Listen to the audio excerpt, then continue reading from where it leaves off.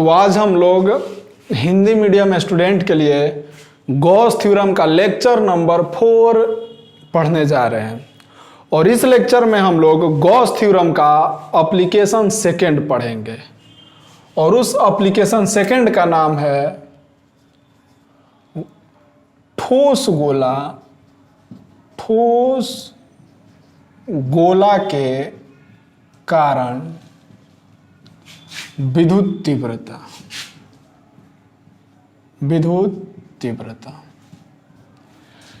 इससे पिछले लेक्चर यानी लेक्चर 3 में हम लोगों ने पढ़ा था कि खोखले गोले के कारण विद्युत तीव्रता कितना होता है, लेकिन अभी हम लोग पढ़ने जा रहे हैं ठोस गोले के कारण विद्युत तीव्रता। देखो, ठोस गोला और खोखला गोला में फर्क क्या है। खोखला गोला का मतलब कि गोले के अंदर कुछ नहीं है, एकदम वैक्यूम है, कुछ नहीं है, खाली है। और ठोस गोला का मतलब कि अंदर भी चीजें भरा हुआ है। जैसे कि हाथ में जो वो हम लोग गेम खेलते हैं, फेंकने वाला लोहा का रहता है और उसको फेंकते हैं तो उसके अंदर देखना सब कुछ भरा रहता है, लेकिन फुटबॉल के अंदर देखो अंदर में खाली रहता है। तो जिसके अंदर भरा हुआ है वो ठोस गोला है, जिसके अंदर खाली है वो खोखला गोला है। खोखला गोला के अंदर आवेश देते हैं तो प्लस प्लस धक्का मार के बाहर आ जाता है, लेकिन ठोस गोले के अंदर आवेश जब देते हैं तो आवेश अंदर में ही रह जाता है, बाहर में नहीं आता है। तो आज का जो लेक्चर है, इस लेक्चर में हम लोग यही पढ़ेंगे कि ठोस गोला के कारण विद्युत तीव्रता के लिए फॉर्मूला क्या होगा ना जी। तो जहां तक बात है विद्युत तीव्रता निकालने के लिए और वो भी गोला के कारण, तो 3 केस बनेगा जैसे पिछला लेक्चर में बना था। एक गोला के बाहर, दूसरा गोला के सतह पर, तीसरा गोले के अंदर। 3 केस भाई बनेगा, ठीक है। तो इन तीनों केस को हम लोग ले करके और सोल्व करने चलेंगे। अब देखिए दूसरा बात हमने आपको यह बताया था कि जब कभी भी विद्युत तीव्रता निकालना है गॉस प्रमेय में, तो हम लोगों के पास 2 फार्मूला है। एक d phi is equal to E d A cos theta formula है और एक फार्मूला है d phi is equal to 1/ε0 into q. ये 2 फार्मूला है। इस दोनों फार्मूला को अप्लाई करके इसको पहले लगाएंगे, फिर इसको लगाएंगे और दोनों में जब ये बराबर है तो ये इतना इसके बराबर होगा, इक्वेट कर देंगे। इक्वेट करने के बाद मेरा जो है विद्युत तीव्रता का फार्मूला आ जाता है। तो यही प्रोसेस इसमें भी करेंगे। पहले ये वाला फार्मूला लगाएंगे, फिर दूसरा बाद में ये वाला फार्मूला लगाएंगे, दोनों फार्मूला लगा करके इक्वेट करेंगे, एकदम फार्मूला आ जाएगा विद्युत तीव्रता के लिए। तो चलिए स्टार्ट करते हैं। ठोस गोला के कारण विद्युत तीव्रता, इसमें केस फर्स्ट हम लोग जा रहे हैं देखने। केस फर्स्ट, बाहर में जैसे कोई ठोस गोला है, ठोस गोला के बाहर विद्युत तीव्रता। ठोस गोला के बाहर विद्युत तीव्रता पहले हम लोग देखने जा रहे हैं। कोई ठोस गोला है, उस ठोस गोला के बाहर विद्युत तीव्रता हमको निकालना है।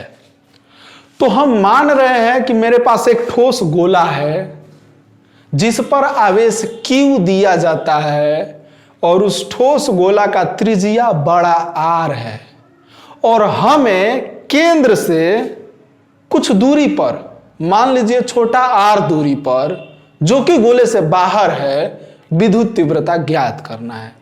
यही ना मानेंगे जी? क्या मानेंगे? तो यही मानेंगे। मान रहे हैं कि एक ठोस गोला है जिस पर आवेश Q दिया जाता है तथा इसकी त्रिज्या बड़ा R है। हमें ठोस गोला के केंद्र से बाहर छोटा r दूरी पर विद्युत तीव्रता ज्ञात करना है। चलो बालक देखो, इधर हम मान रहे हैं कि हमारा पास एक ये ठोस गोला है। इस ठोस गोला का जो त्रिज्या है वो त्रिज्या बड़ा R है और इस गोले पर प्लस Q आवेश दिया जाता है। ये ठोस गोला है और ठोस गोला पर जब हम आवेश देते हैं तो वो बाहर नहीं जाता है, समझ रहे हैं ना, ये अंदर में ही रह जाता है, जिस पर प्लस Q आवेश दिया जाता है। लो इधर आवेश दे दिए हैं, प्लस क्यू आवेश दिया जाता है। इस पर हम प्लस क्यू आवेश दे दिए, लो प्लस क्यू आवेश दिया जाता है। हमें इस ठोस गोला से बाहर लो बाहर, ठोस गोला से बाहर, देखो बाहर निकालना है। केंद्र से छोटा यार दूरी पर विद्युत तीव्रता निकालना है। मान लेते हैं ये बिंदु P है, यहीं पर विद्युत तीव्रता निकालना है, मान लिए। अब जहां पर विद्युत तीव्रता निकालना होता है, जहां पर विद्युत तीव्रता निकालना होता है, उस बिंदु पर हम लोग एक गॉसीय सतह खींचते हैं ना जी। जहां पर विद्युत तीव्रता निकालना होता है, उस बिंदु पर एक गॉसीय सतह इस प्रकार से खींचते हैं कि गॉसीय सतह पर यह बिंदु आ जाए। तो लो हम क्या कर रहे हैं कि हम इस प्रकार से एक गॉसीय सतह खींच रहे हैं, जिसके कारण यह बिंदु P उस गॉसीय सतह पर आ जा रहा है ना जी, आ गया। अब हमको निकाल लेना है कि विद्युत तीव्रता क्या होगा। तो विद्युत तीव्रता निकालने के लिए हम दोनों फ्लक्स का फॉर्मूला यूज करते हैं, d phi = EDS cos theta, d phi = 1/ε0 into Q। तो चलते हैं हम फॉर्मूला लगाने। ये बिंदु P सोचो तो हमको निकालना है, पहले d phi = EDA cos theta formula निकालना है, यानी इस सतह से कुल कितना फ्लक्स निकलेगा। हमको इस पूरा सतह से फ्लक्स निकालना है। तो कैसे निकलेगा, अगर हम इस पूरा सतह को छोटा छोटा पार्ट्स में काट देते हैं और एक सतह से निकाल लेते हैं, एक छोटा सा सतह से निकाल लेते हैं कितना फ्लक्स निकलेगा, तो और उसके बाद में जोड़ देंगे तो पूरा सतह से नहीं मालूम चल जाएगा कितना फ्लक्स निकलेगा, एकदम मालूम चल जाएगा। तो इसलिए हम मानते हैं कि यह बिंदु P जो है बहुत छोटी सी सतह को घेर रहा है। अगर पूरा सतह को A से लिखते हैं तो यह बहुत छोटी सी सतह को DA से लिखना होगा, और इसी बिंदु पर विद्युत तीव्रता निकालना है ना जी। तो अगर ये सतह DA है तो इसका कुछ ना कुछ, DA सतह है तो कुछ ना कुछ इसका दिशा होगा, क्योंकि क्षेत्रफल सदिश राशि है। मान लेते हैं इसका दिशा इधर होगा n कैप। चूंकि ये बहुत छोटा है, इसलिए इस बिंदु पर जिधर क्षेत्रीय सदिश का दिशा होगा उधर ही विद्युत तीव्रता का भी दिशा होगा। पिछले केस में हम लोग पढ़ चुके हैं, पहले लेक्चर में, देख लीजिएगा ध्यान से। इधर ही दिशा होगा किसका, वेक्टर ई का। इसका मतलब क्या, ये बहुत छोटा है, इसलिए जिधर क्षेत्रीय सदिश का दिशा है उधर ही विद्युत तीव्रता का दिशा हो गया। कोई दिक्कत, कोई दिक्कत नहीं। अब चलते हैं हम इस छोटा सा सतह से फ्लक्स निकालने। तो देखो इधर छोटा सतह DA से निकलने वाला फ्लक्स, निकलने वाला फ्लक्स, लो भाई d phi = क्या होता है फॉर्मूला, बहुत छोटा सा सतह है इसलिए फ्लक्स भी बहुत छोटा सा। d phi = विद्युत तीव्रता E × क्षेत्रफल कितना DA, E × DA cos theta formula होता है। थीटा का वैल्यू कितना है, 0 डिग्री। देखो क्षेत्रीय सदिश विद्युत तीव्रता के बीच का कोण 0 डिग्री, थीटा = 0 डिग्री, cos 0 बोले तो 1, इसलिए d phi = E × DA, और cos 0 का वैल्यू 1, तो 1 यहाँ पर मल्टीप्लाई करेंगे तो कुछ नहीं होगा, इतना ही। इस छोटा सा सतह से इतना फ्लक्स निकला, तो पूरा सतह से कितना फ्लक्स निकलेगा, इसलिए कुल सतह से निकलने वाला फ्लक्स, अरे बहुत आसान है, हम पिछले लेक्चर में भी ऐसे ही बताए थे, एकदम सेम टू सेम वही काम चलेगा। कुल सतह से निकलने वाला फ्लक्स कितना हो जाएगा, जब ये छोटा सा सतह से इतना फ्लक्स निकल रहा है तो कुल सतह से कितना जोड़ना पड़ेगा, इसलिए समेशन ऑफ d phi जोड़ दिए बराबर E × भाई एरिया को भी जोड़ना पड़ेगा, summation of area DA। Area कितना हो जाएगा, देख लो भाई पूरा इतना दूर का एरिया कितना होगा, स्फीयर का एरिया कितना होगा, अगर त्रिज्या r है तो 4πr², summation of d phi = E × 4πr²। कोई दिक्कत, इक्वेशन फर्स्ट, कोई दिक्कत नहीं। अब हम d phi = EDA cos theta formula लगा के पहला फ्लक्स निकाल लिया। अब गॉस थ्योरम लगाते हैं अकॉर्डिंग टू गॉस प्रमेय। गॉस प्रमेय से या गॉस प्रमेय के अनुसार। लो, गॉस प्रमेय क्या कहता है कि निकलने वाला कुल सतह, सतह से निकलने वाला कुल फ्लक्स, निकलने वाला कुल फ्लक्स,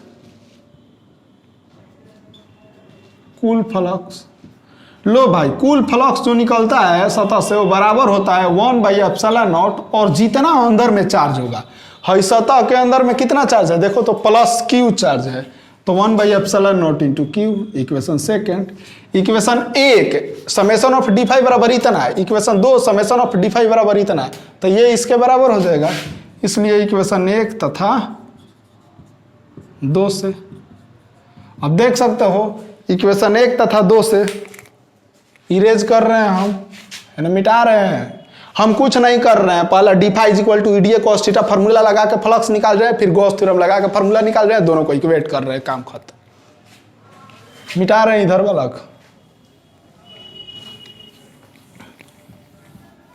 लो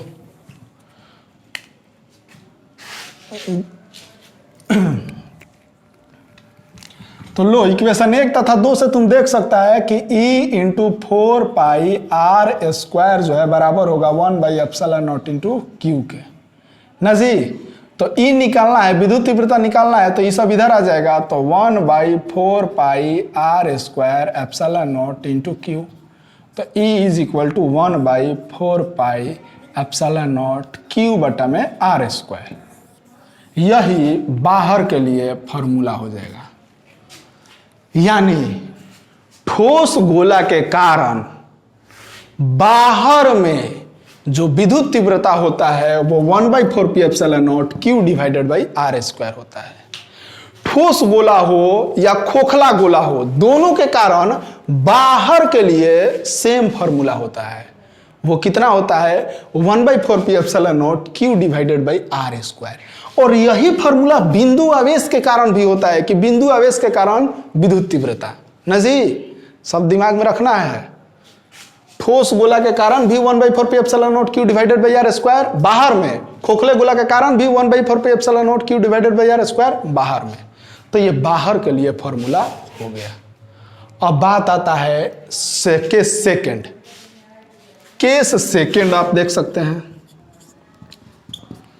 सतह पर विद्युत तीव्रता ना जी। सतह पर का जब बात आएगा तो ये छोटा वाला r माने जो बिंदु गोला के बाहर था वो बिंदु गोले के सतह पर आ जाएगा। जैसे कि ये बाहर में था r, अब ये सतह पर आ जाएगा, यानी ये बड़ा वाला त्रिज्या के बराबर हो जाएगा। जैसे ही बिंदु सतह पर आएगा तो छोटा वाला r बड़ा वाला r के बराबर हो जाएगा। तो ये फॉर्मूला जो है इस सतह जो है कैसे बन जाएगा, तो 1/4πε0 क्यू डिवाइडेड बाई r²। इस सतह जो है 1/4πε0 क्यू डिवाइडेड बाई r², ये फॉर्मूला हो जाएगा सतह पर। यानी सतह पर के लिए भी यही, ठीक है, सतह पर के लिए भी यही, केवल छोटा r के जगह पर बड़ा r हो जाएगा। ठीक है, कोई दिक्कत नहीं होना चाहिए। अब चलते हैं हम अंदर में देखने। खोखला गोला के कारण अंदर में 0 था, लेकिन अभी ठोस गोला के कारण अंदर में देखो कितना होता है। तो मिटाते हैं। केस फर्स्ट केस सेकंड आप देख लिए। अब यहां से आप थोड़ा सा ये चीज भी ऑब्जर्व कर सकते हैं, इस केस में मैक्सिमम होता है क्योंकि ये जो r का वैल्यू जो है, r का वैल्यू सबसे मिनिमम है, r का वैल्यू सबसे मिनिमम है, इसलिए ये चीज मैक्सिमम हो जाएगा। क्योंकि ये त्रिज्या देखो, त्रिज्या देख रहे हो सतह पर सबसे मैक्सिमम है, सबसे मिनिमम है त्रिज्या, क्योंकि यहां से इतना दूरी, ज्यादा दूरी है, ये कम दूरी है, ये कम तो ये ज्यादा, ये ज्यादा तो ये कम, तो मैक्सिमम इसी केस में होता है। अब केस थर्ड देखने जा रहे हैं हम। केस थर्ड थोड़ा बढ़िया से देखिएगा क्योंकि मेन दम केस थर्डे में है, केस थर्ड में ही है, और वो भी एकदम आसान है, तनी सा केवल दिमाग लगाना है। केस थर्ड, ठोस गोला हो या खोखला गोला हो, दोनों के कारण बाहर में विद्युत तीव्रता 1/4πε0 क्यू डिवाइडेड बाई छोटका आर स्क्वायर। सतह पर के लिए same formula 1/4 π epsilon nought q divided by बड़का आर स्क्वायर ना जी। तो अब जो है हम केस थर्ड देखने जा रहे हैं।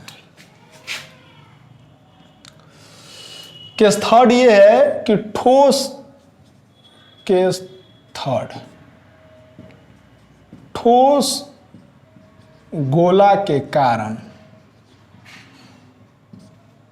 अंदर में विद्युत तीव्रता ना हो, विद्युत तीव्रता अंदर में देख रहे हैं हम लोग, अंदर में। तो देखते हैं। तो फिर से हम क्या कर रहे हैं, हम मान रहे हैं कि हमारा पास एक ठोस गोला है जिसका त्रिज्या बड़ा आर है, उस पर आवेश Q दिया जाता है और हमको गोला के अंदर में कुछ दूरी पर, गोला के अंदर में केंद्र से कुछ दूरी पर, फिर से मान लीजिए छोटका आर दूरी पर विद्युत तीव्रता ज्ञात करना है। तो बताइए फॉर्मूला क्या होगा। लो बालक तनी देखो इधर, हम और हम में आप भी, मैं नहीं हम। तो हम मान रहे हैं कि हमारा पास में एक ये ठोस गोला है और इस ठोस गोला का त्रिज्या बड़का आर है और इस गोले में आवेश प्लस Q दिया जाता है। इस गोले में प्लस Q आवेश दिया जाता है ना जी। कितना आवेश दिया जाता है, प्लस Q। तो दिया जाता है तो ये गोले के अंदर ही रह जाता है, बाहर नहीं जाता है। ठोस गोला का यही प्रॉपर्टी है कि अंदर ही रह जाएगा, और खोखला रहता है तो ये सब आवेश बाहर आ जाता है। अब हमको करना यह है कि इस ठोस गोला के अंदर ही में यहीं पर मान लीजिए यहीं पर कोई बिंदु P है और इसी बिंदु पर आपको क्या करना है, विद्युत तीव्रता ज्ञात करना है, विद्युत तीव्रता ज्ञात करना है। तो जहां पर विद्युत तीव्रता ज्ञात करना होता है क्या करते हैं जी, गौसीय सतह खींचते हैं। लो बालक गौसीय सतह खींच दिए। चूंकि ये बिंदु P बहुत छोटा है इसलिए बहुत छोटा सा जगह को घेरता होगा। ये यहां से यहां तक का जो दूरी है बहुत छोटा सा दूरी, छोटका आर है। अगर ये सतह, पूरा सतह को हम A से लिखे तो ये बहुत छोटा सा सतह DA से लिखाएगा। चूंकि ये सतह बहुत छोटा है इसलिए जिधर विद्युत तीव्रता का दिशा होगा उधर क्षेत्रीय सदिश का भी दिशा होगा। कोई दिक्कत? कोई दिक्कत नहीं। अब हम क्या करते हैं कि d phi is equal to E d A cos theta formula लगाते हैं और d phi is equal to 1b epsilon naught की फॉर्मूला लगाते हैं। दोनों को लगा के इक्वल मार देते हैं, आ जाएगा फॉर्मूला। तो चलो बालक, सबसे पहले हम लोग लगाने चलते हैं फॉर्मूला फ्लक्स वाला। तो देखो इधर, देखो छोटा सतह डी से निकलने वाला फ्लक्स लो, तो d phi is equal to क्या होगा, ई इंटू क्षेत्रफल कितना है, बहुत छोटा सा d A, E into d A cos theta.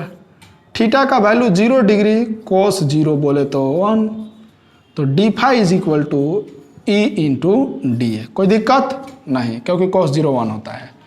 अब यहां से देखो, अब ये छोटा सतह से इतना फ्लक्स, इसलिए है पूरा सतह से, इसलिए पूरा सतह से निकलने वाला फ्लक्स।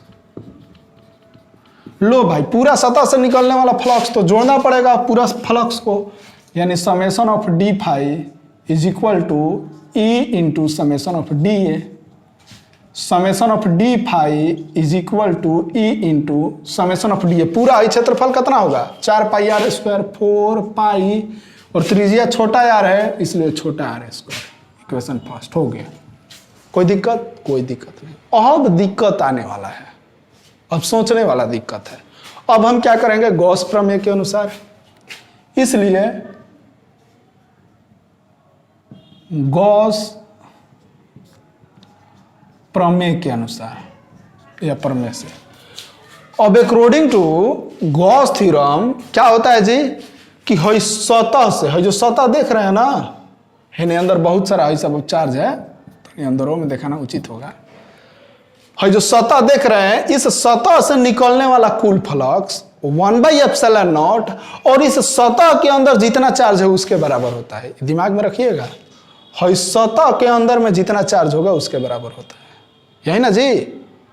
हई घर है, अगर इस घर के लिए गॉस थ्योरम लगाना होगा तो इस घर से निकलने वाला कुल फ्लक्स 1/ε0 और इस घर के अंदर कितना चार्ज है इंटू उसके बराबर होता है। इस सतह के लिए अगर हम गॉस थ्योरम लगाना चाहते हैं तो इस सतह से निकलने वाला कुल फ्लक्स 1/ε0 इंटू एकरा अंदर जो चार्ज होगा इसके बराबर होगा, इंटू एकरा अंदर जो चार्ज होगा इसके बराबर होगा। समझ रहे हैं ना? तो हेकरा अंदर कितना चार्ज है ये मालूम रहेगा तब न जाके गॉस थ्योरम लगाएंगे। हई सतहवा के अंदर कितना चार्ज बा अगर तारा जानकारी रही तब ना मालूम कीजिएगा जी। इस सतह के अंदर कितना चार्ज है ये पहले निकालना पड़ेगा ना जी। हई पूरा सतह पर, हई पूरा गोला में, हई हतनवा गोला के अंदर क्यू आवेश है, तो हई हतनवा गोला के अंदर कितना आवेश होगा? 100 आदमी मिलकर 500 आम खाता है तो 10 आदमी कितना आम खाएगा? 100 आदमी मिलकर 500 आम खाता है तो 10 आदमी मिलकर कितना आम खाएगा? कैसे निकालेंगे? इसको जैसे निकालेंगे वैसे ही इसको निकालेंगे कि हतना सतह पर क्यू आवेश है तो हतन की सतह पर कितना आवेश होगा। समझ रहे बात को ना? तो जब हम बोले कि 100 आदमी मिलकर 500 आम खाता है तो 10 आदमी कितना आम खाएगा? तो 100 आदमी जब 500 आम खा रहा है तो एक आदमी कितना आम खाएगा? 500 डिवाइडेड बाई 100, 5 आम।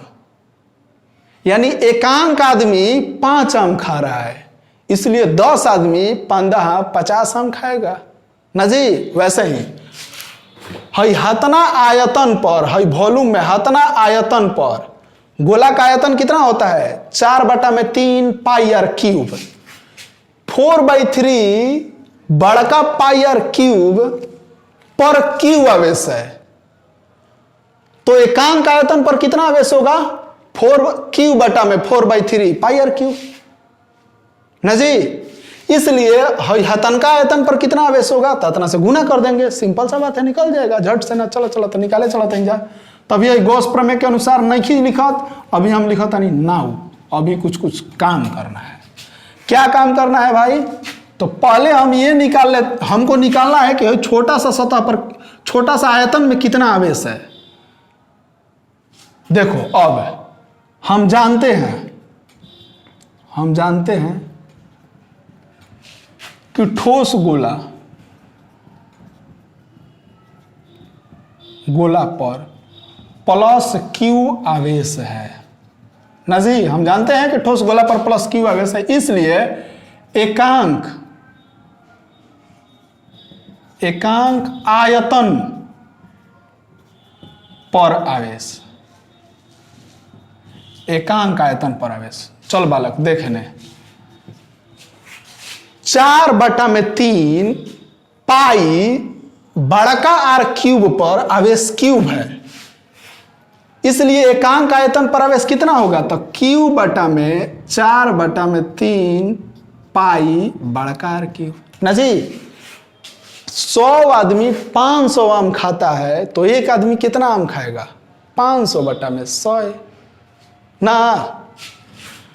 4/3 पाई आर क्यू पर क्यू आवेश है तो एकांक आयतन पर कितना आवेश होगा? क्यू बटा में 4/3 पाई आर क्यू हो गया। इसलिए गॉसीय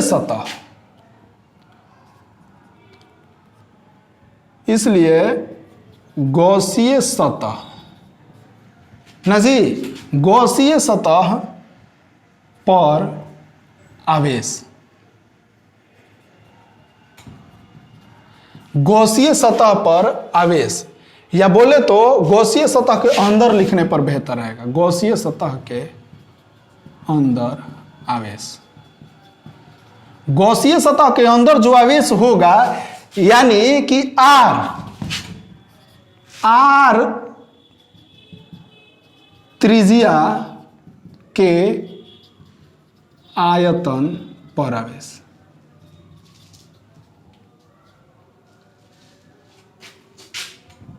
पर आवेश है जो छोटका आर त्रिज्या है, एकरा आयतन पर कितना आवेश है ये ना जी। तो इस पे कितना आवेश होगा, जब एकांक पर क्यू बटा में 4/3 पाई आर क्यूब है इंटू गुना कर दो 4/3 पाई छोटका आर क्यूब। समझ रहे हैं बात को। तो 4/3 पाई 4/3 पाई कैंसिल, तो बच जाएगा क्या, क्यू आर क्यूब बटा में बड़का आर क्यूब। यानी है जो है छोटका आयतन है ना गॉसीय सतह, एक अंदर में कुल आवेश कितना है, हतना है।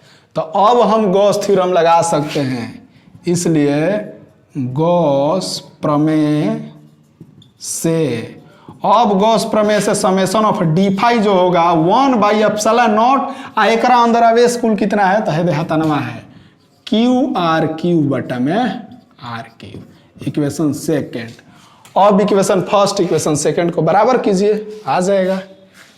इधर मिटाते हैं, इधर चीजों को हम मिटाता हूं, समझे ना जी कैसे निकाले है, इतना दूर क्या क्या हम किए आप समझ गए होंगे।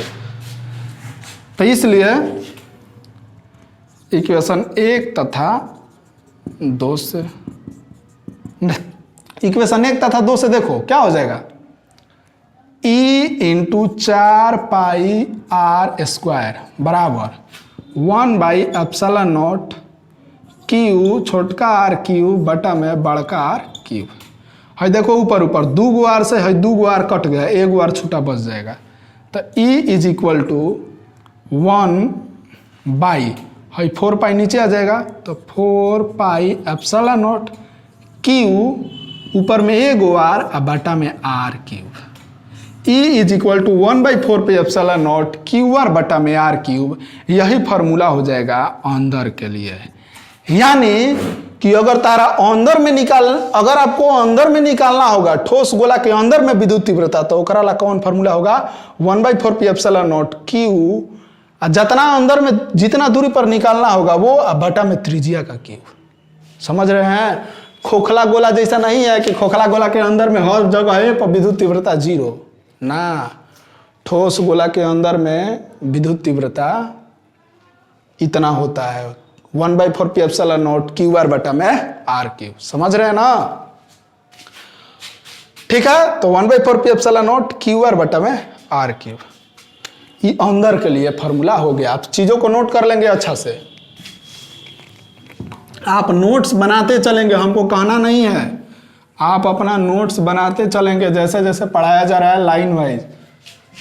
फार्मूला जितना भी लिखवाया गया होगा आपको, आप देख रहे होंगे कि टोटल फार्मूला लाइन से प्रूफ होते आ रहा है, कैसे कैसे आप सब कुछ देख रहे होंगे। तो अंदर के लिए ये फार्मूला हो गया कि सतह के अंदर जो विद्युत तीव्रता होगा उसके लिए फार्मूला ये होगा। अब बात आ जाता है कि केंद्र पर, कि विद्युत तीव्रता जो है केंद्र पर कितना होगा ना जी। देखो केंद्र पर विद्युत तीव्रता कितना होगा, इस बिंदु पर जब विद्युत तीव्रता निकालना होगा तो ये जो आर हम निकाल रहे थे, बाहर में था तो छोटा आर, अंदर में भी आया तो अंदर में का छोटा आर, अब ये केंद्र पर आ जाएगा तो ये आर इज इक्वल टू क्या हो जाएगा, 0। जब केंद्र पर आ जाएगा तो आर इज इक्वल टू 0, तो जो ई केंद्र होगा वो कितना हो जाएगा, 1/4πε0 क्यू, और ये छोटा आर का वैल्यू 0 हो गया, तो क्यू इंटू 0 बटा में आर क्यू, 0 से मल्टीप्लाई कीजिए पूरा सिस्टम 0। यानी जो सेंटर पर विद्युत तीव्रता होता है वो 0 होता है, चाहे वो ठोस गोला हो या खोखला गोला। खोखला गोला के अंदर तक किसी भी बिंदु पर विद्युत तीव्रता 0 होता था ना जी, लेकिन ठोस गोला के केंद्र पर विद्युत तीव्रता 0 होता है, लेकिन बाहर में विद्युत तीव्रता होता है। अब सुनिए बात, आपने पढ़ लिया है कि खोखले गोला के अंदर में विद्युत तीव्रता 0 होता है ना जी, पिछले लेक्चर में। यही रीजन है कि जब कभी भी थंडरिंग वगैरह होता है, बिजली उजली चमकती है, तो बोला जाता है कि आप गाड़ी के अंदर जाकर छुप जाइए। आप गाड़ी के अंदर जाकर छुप गए, इसका मतलब क्या, गाड़ी आपका खोखले गोला जैसा है, उसके अंदर कुछ नहीं है। जब उसके अंदर कुछ नहीं है इसका मतलब खोखले गोला है और खोखले गोला के अंदर विद्युत तीव्रता 0 होता है, और जब विद्युत तीव्रता 0 होता है तो इसे विद्युत बल रेखाएं पास नहीं करेंगी, और विद्युत बल रेखाएं पास नहीं करेंगी तो आपको करंट मारेगा नहीं। या फिर इस तरह से सोच सकते हैं कि खोखला गोला है, जब इस पे चार्ज आएगा, थंडरिंग होगा तो चार्जिंग आपके ऊपर गिरेगा, चार्ज आपके ऊपर गिरेगा, तो खोखला गोला पर चार्ज क्या होता है, बाहर की ओर फैल जाता है, गोला के बाहर, गोला के अंदर नहीं, गोला के बाहर। तो चार्ज जब आपके गाड़ी पर गिरेगा तो आपके गाड़ी के चारों ओर फैल जाएगा, आपको अंदर है, आप अंदर रहेंगे, आपको अंदर कुछ होगा नहीं। समझ रहे हैं बात को? तो खोखला गोला के अंदर विद्युत तीव्रता 0 होता है, यही वजह है कि आप थंडरिंग के वजह गाड़ी में आसानी से छिप सकते हैं, आपको कुछ नहीं होगा। एक मैं स्पेशलिस्ट वीडियो इस थंडरिंग पर सोच रहा हूं बनाने के लिए, एक स्पेशल जो कि जनरल साइंस से होगा। मैं वो वीडियो बना के समय मिलेगा, खाली समय तो अपलोड कर दूंगा, लेकिन तब तक के लिए सिलेबस है। तो ये बात हो गया क्लियर। खोखले गोला के लिए हम लोग कल ग्राफ देख चुके थे, लेकिन आज हम लोग ठोस गोले के कारण ग्राफ देखने जा रहे हैं, और ये ठोस गोला का ग्राफ भी इंपॉर्टेंट है, तो आप देखते रहें। अभी हम लोग जा रहे हैं ग्राफ देखने। तो ग्राफ देखने से पहले थोड़ा सा यहां पर लिख देते हैं कि जो ई बाहर होता है ठोस गोला के कारण, वो 1/4 पाई एप्सिलॉन नॉट क्यू बटा में r² होता है। जो अंदर होता है, जो सतह पर होता है, वो 1/4 पाई एप्सिलॉन नॉट क्यू बटा में r² होता है। जो अंदर होता है वो 1/4 पाई एप्सिलॉन नॉट QR बटा में r³ होता है, और जो सेंटर पर होता है, ई केंद्र, वो 0 होता है। अब बात है, अगर हम इसका फिगर ड्रॉ करें तो कुछ ऐसा था ना जी। अगर इसका त्रिज्या बड़ा R है तो बाहर में चले गए तो छोटा R, सतह पर आ गए तो बड़ा R, जब अंदर में भी आ गए तो छोटा R। अब देखो, सबसे बड़ा तो ये है, सबसे बड़ा बाहर वाला है R ना जी। देखो, बाहर वाला बड़ा R है, इसका मतलब कि जस जस बाहर जाते जाइएगा, दूर जाते जाइएगा, ये छोटा R का वैल्यू बढ़ते जाएगा। जब ये छोटा R का वैल्यू बढ़ते जाएगा तो ये बाहर क्या होगा, कम होते जाएगा ना। यानी जस जस ठोस गोला से दूर जाइएगा विद्युत तीव्रता कम होगा, कम होगा। ठीक है। अब देखिए, अब नजदीक आइएगा तो बढ़ते जाएगा, बढ़ते जाएगा, बढ़ते जाएगा, बढ़ते जाएगा। जब सतह पर आ जाइएगा, सतह पर, तो उस समय मैक्सिमम हो जाता है। ठीक है। अब सतह के फिर अंदर आइएगा तो अब सोचिए, यहां पर आ गए तो यहां पर आ गए, यहां पर आ गए तो इस R का वैल्यू कम हो गया, छोटा वाला R का वैल्यू कम हो गया। देखो, यहां से नजदीक आएंगे तो छोटा R का वैल्यू कम, और नजदीक छोटा R और कम, और नजदीक छोटा R और कम, और नजदीक छोटा R और कम। जैसे जैसे नजदीक आएंगे, सतह के अंदर आएंगे आप, तो ये छोटा R का वैल्यू कम होगा। जब ये R का वैल्यू कम होगा तो ये ऊपर में ही है, ई अंदर भी कम होगा। यानी सतह से जस जस हम अंदर आएंगे तस तस विद्युत तीव्रता कम होते जाएगा, और जैसे ही केंद्र पर आएंगे विद्युत तीव्रता 0 हो जाएगा।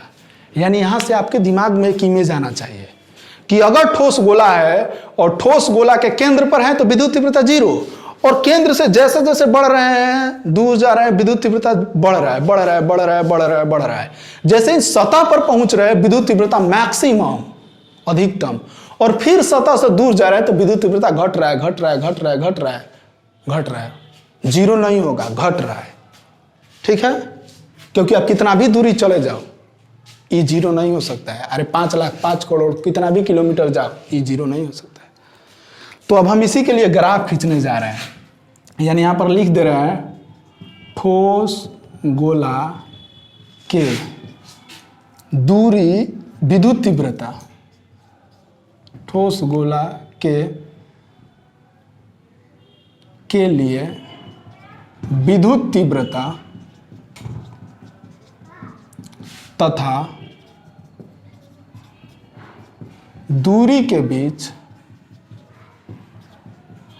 ग्राफ। लो बालक, देखो यहां पर एक आपका ये एक्स एक्सिस हो गया और ये वाई एक्सिस हो गया, और ये केंद्र हो गया, ओरिजिन। लो बात करते हैं ओरिजिन पर। इधर में हम आपको दूरी को दर्शा रहे हैं और ऊपर में आपका हम विद्युत तीव्रता को दर्शा रहे हैं, ई को। चलो देखो, सोचो जब केंद्र पर है, यानी उस केस में दूरी कुछ नहीं है। जब दूरी कुछ नहीं है माने यहां पर है, उस केस में विद्युत तीव्रता भी जीरो है, तो ठीक है भाई। यहां पर विद्युत तीव्रता भी जीरो और दूरी भी जीरो। लेकिन जैसे ही हम केंद्र से बढ़ेंगे, देखो ये विद्युत तीव्रता बढ़ते जाएगा। केंद्र से बढ़ेंगे, विद्युत तीव्रता बढ़ते जाएगा, इसलिए इस चीज को हम स्ट्रेट लाइन से ड्रॉ करेंगे। केंद्र से बढ़ रहे हैं, विद्युत तीव्रता बढ़ते जाएगा।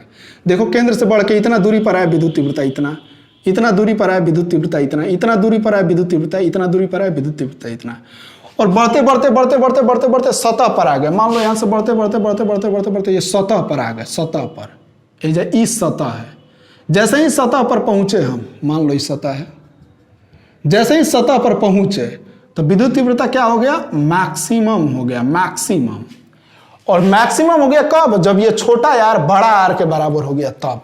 क्योंकि सतह पर आएगा तो छोटा यार बड़ा आर के बराबर है, यानी छोटा यार बराबर हो गया बड़ा आर के। अब सतह से जैसे जैसे दूर जाएगा, देखो सतह से दूर अब जा रहा है, तो बाहर के लिए ये फॉर्मूला, सतह से जैसे जैसे दूर जाएगा विद्युत तीव्रता कम होगा। तो सतह से जैसे जैसे दूर जाएगा, अब देखो ये विद्युत तीव्रता कम हो रहा है, और ये जाके अंततः पैरेलल हो जाएगा इस एक्स एक्सिस के। समझ रहे हो ना? इस एक्स एक्सिस का पैरेलल हो जाएगा, क्योंकि जीरो नहीं हो रहा है। जीरो हो जाता तो काट देता, लेकिन जीरो नहीं होगा इसलिए पैरेलल हो रहा है। तो इस प्रकार से ये बढ़ते चला जाएगा। तो ये ग्राफ हो गया, ये आपका ग्राफ हो गया ठोस गोला के दूरी और विद्युत तीव्रता के बीच। तो उम्मीद करता हूं कि आपने अच्छे से समझ लिया होगा। और हाँ, आप जो है अगर आपको कोई क्वेश्चन में प्रॉब्लम क्रिएट होता है तो आप जो है व्हाट्सएप पर कांटेक्ट कर लें। व्हाट्सएप नंबर आपको बताए हैं, आप पूछ सकते हैं। क्योंकि अगर आप पूछेंगे तब आपको जानकारी होगा। मैंने सोचा था कि टोटल क्वेश्चन सोल्व करा देंगे जो भी पीडीएफ वगैरह है, लेकिन नहीं, तब तो तुम लोग घर में पढ़वे नहीं करेगा। जो पढ़ेगा, जो क्वेश्चन बनाएगा, उसको प्रॉब्लम क्रिएट होगा तो वो मेरे से पूछ सकता है। क्वेश्चन का पीडीएफ फोटो वोटो लेकर के सेंड कर देना, या फिर जैसे भी हो आप कांटेक्ट करके पूछ सकते हो, हम आपको बता देंगे। और टाइमिंग आपका यही रहेगा, 3 साढ़े 3 बजे तक आप पूछ सकते हैं। 12:30 या 1 तक आपका वीडियो अपलोड हो जाएगा। 1 बजे तक आप 1 या 2 बजे तक वीडियो अपलोड कर देंगे। 2 से 3:30 के बीच आप मेरे से पूछ सकते हैं क्वेश्चन किसी भी तरीके से। Thank you, all the best. बाकी आप जानते हैं व्हाट्सएप नंबर 91 13 13 78 29। Thank you.